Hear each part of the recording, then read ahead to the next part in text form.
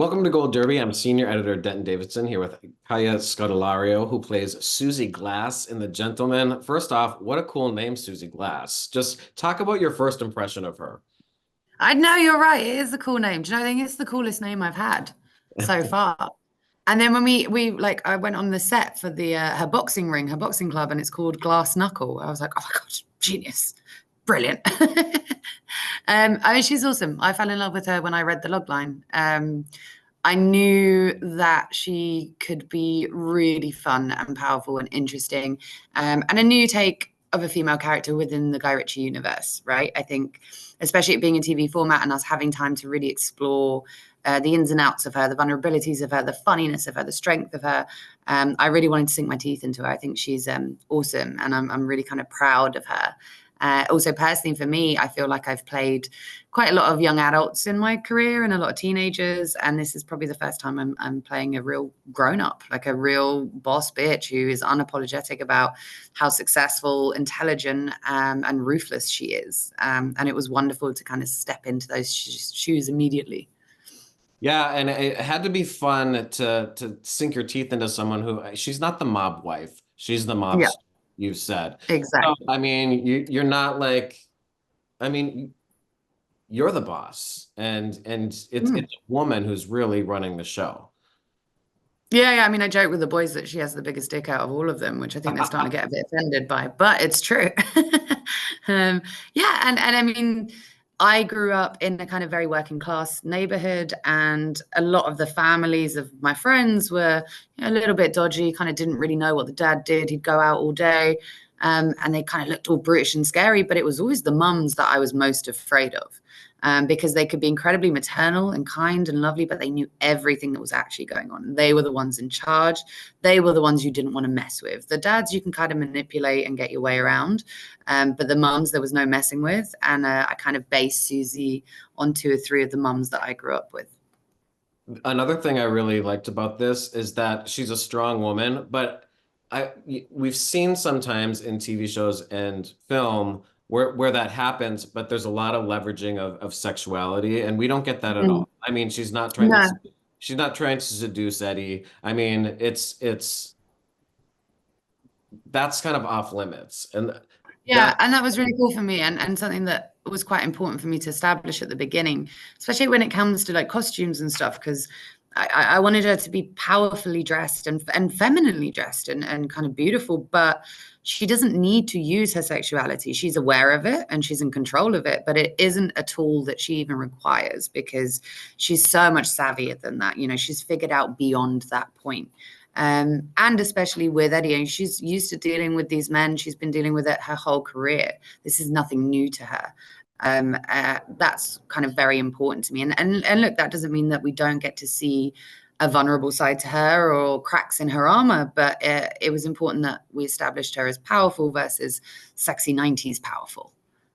Yeah, I mean, she would be unrealistic, I think, if she had no feelings at all. So we do Yeah.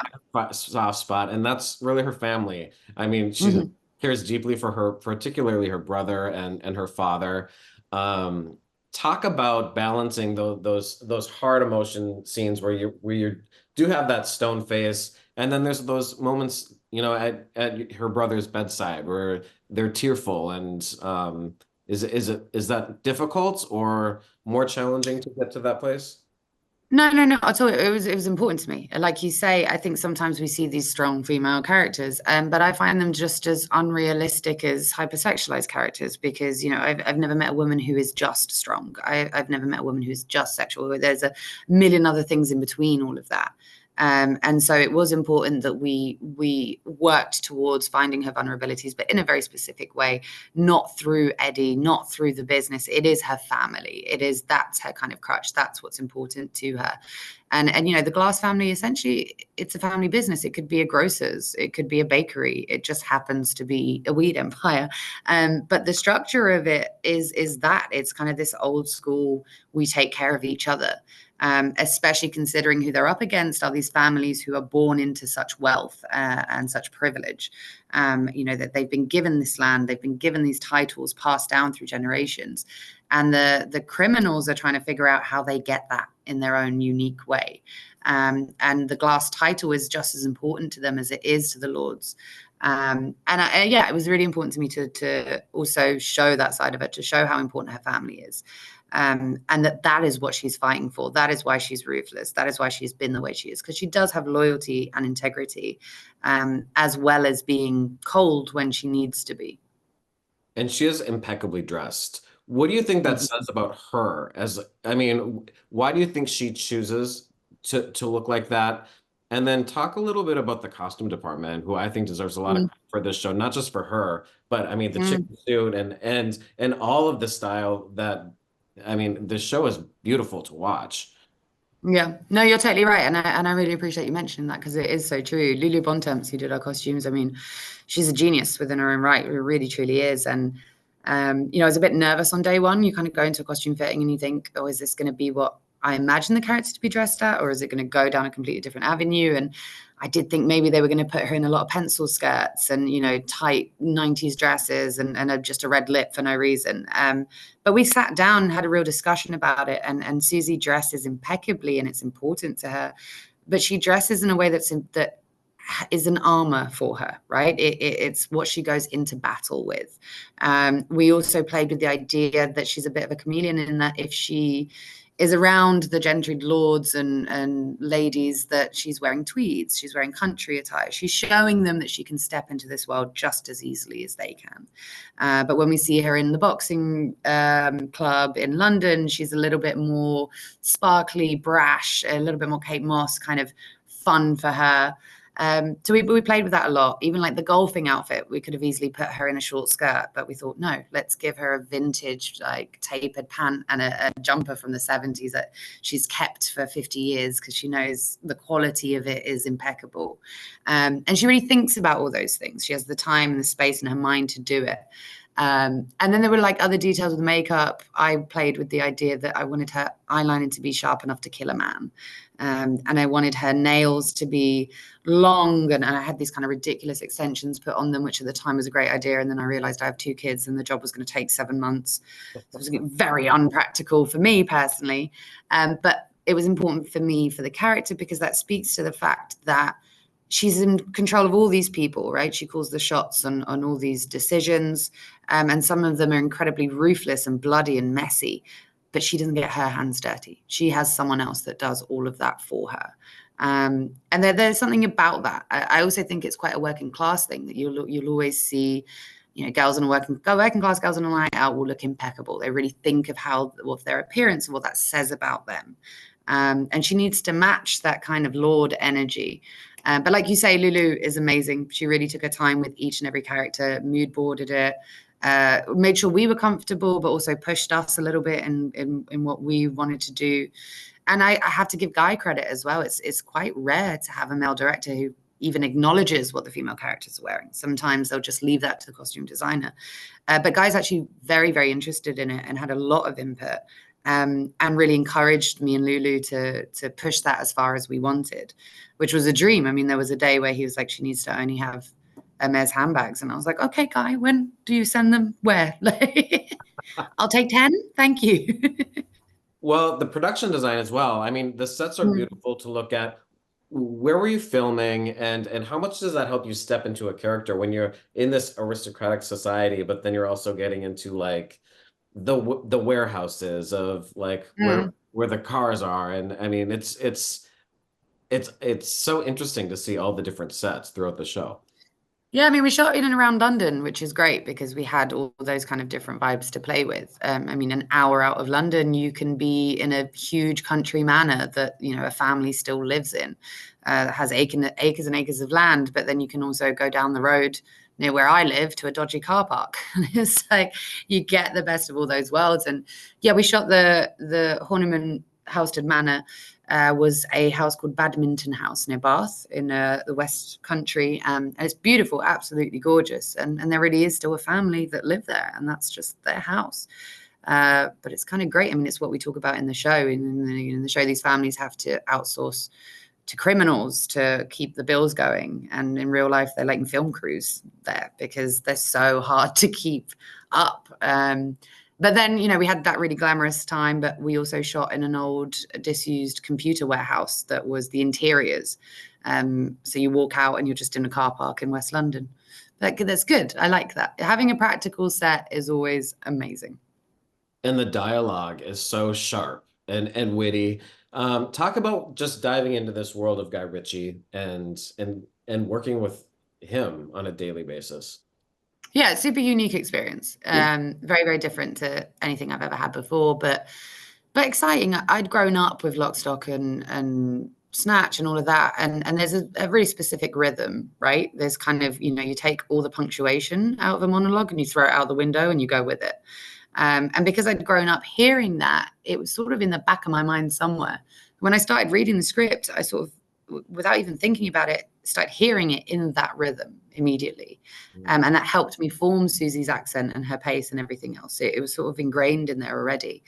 And then on set, kind of, one-on-one for actors is like learn your lines, turn up to work. And that goes out the window on a Guy Ritchie set where he will just go, no, fuck the lines. We're going to change it all. We're going to do something different. And he'll ask his props guy what he thinks. He'll ask the first AD what word he thinks. And it's actually a really uniquely creative way of working. And it's very in the moment.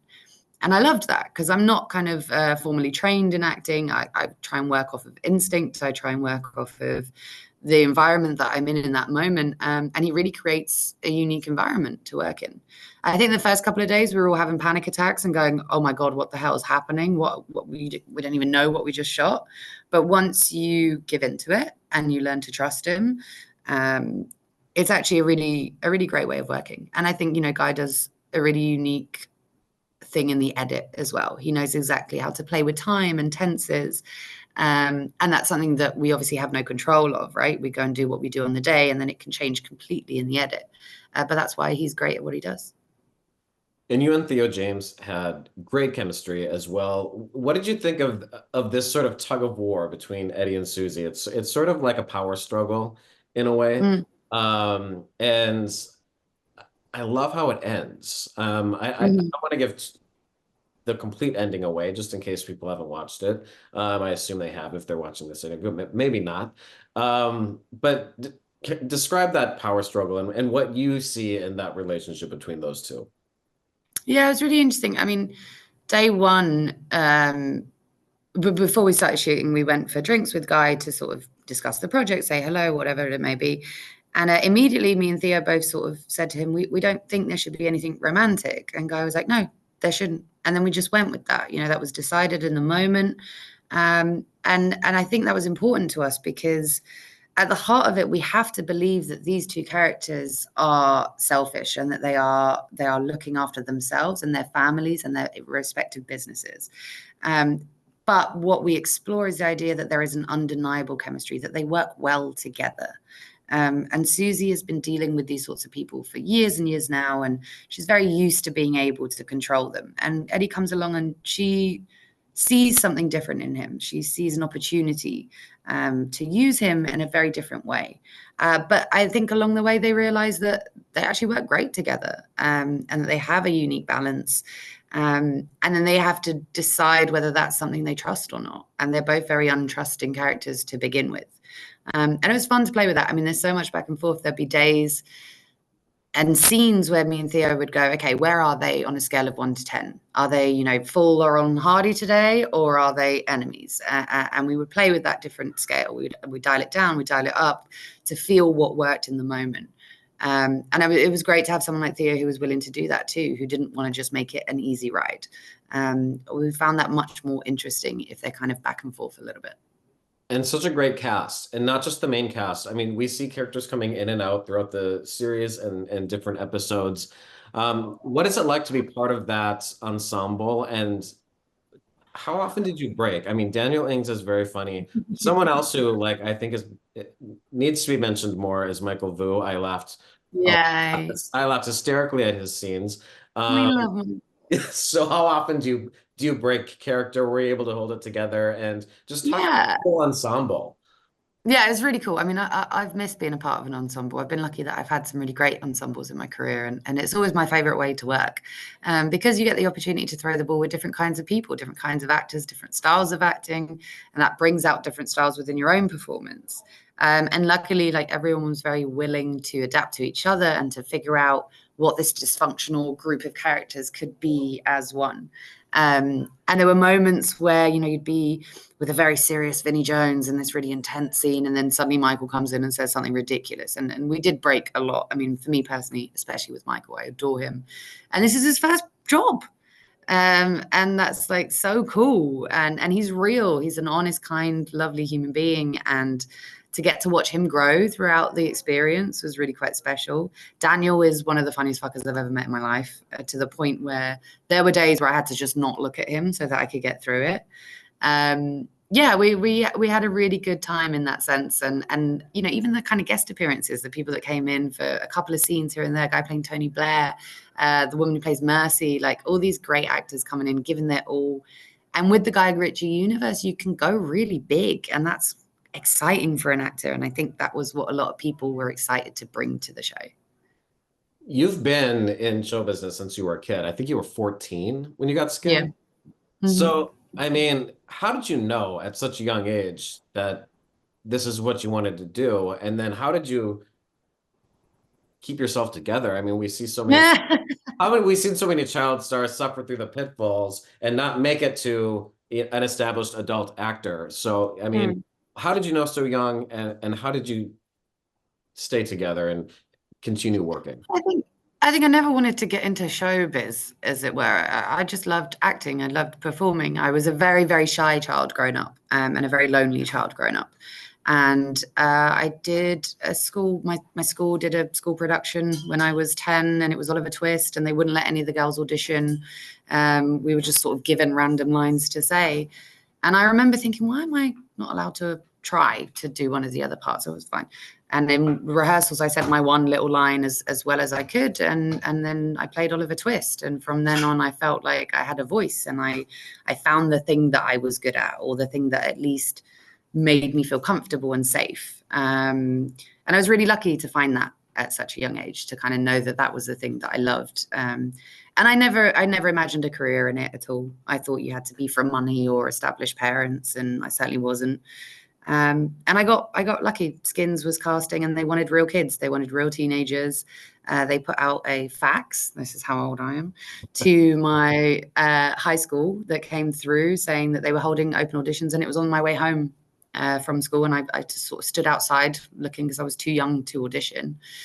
And the creator was outside at the time having a cigarette, and he saw me across the road and asked if I wanted to come in and read. And again, I got really lucky. It was sort of the right place at the right time.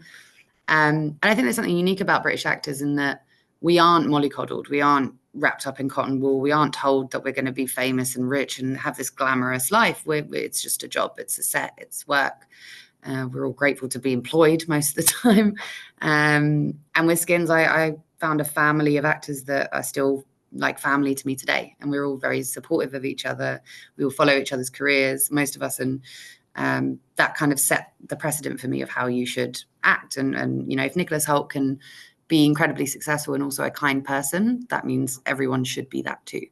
So yeah, I've always tried to keep it normal. I live in England. I can go to the pub, and no one gives a crap what I'm in. They just want to be in the pub having a pint, and I love that. I love that for you. Congratulations on The Gentleman. It's a great show. And thanks for chatting with Gold Derby today. Good luck to all of you, your cast, and crew at the upcoming Thank Emmys. you. Thank you very much. I appreciate it. All right.